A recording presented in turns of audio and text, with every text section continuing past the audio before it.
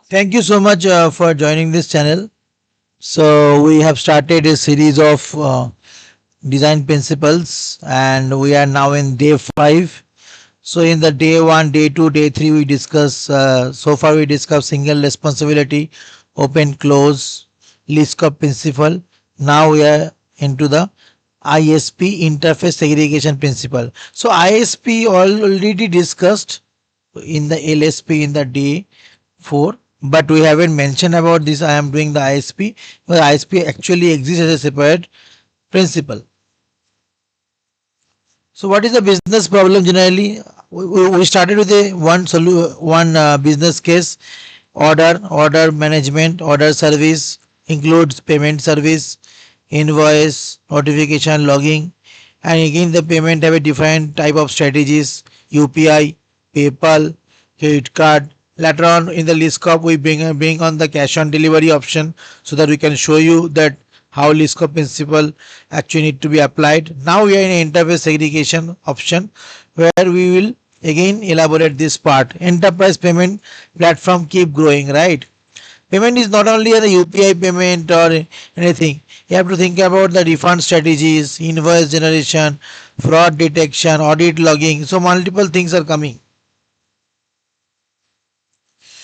So client should not depend on the methods that they do not use, right? It may happen that one payment strategy is using only two methods, while the second payment strategy is only one method. In that case, if you keep all the methods in the single interface, then the implementer is forced to implement that interface. That is the problem.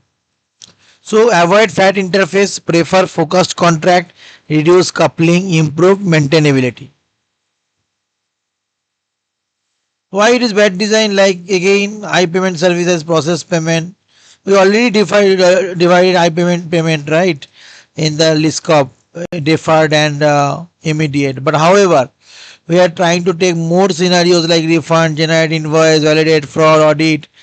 So altogether, if you put over there, it may happen that some of the strategies do not require all this. Say for example, UPI or the cash on delivery or the credit card. It may happen some of the methods need not need to be implemented.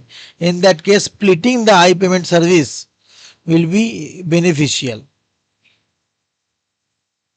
Why this fail? Actually empty methods, tight coupling, harder testing, right? That we discussed. So you can divide I-payment service to I-payment processor, refund processor, invoice, fraud, audit.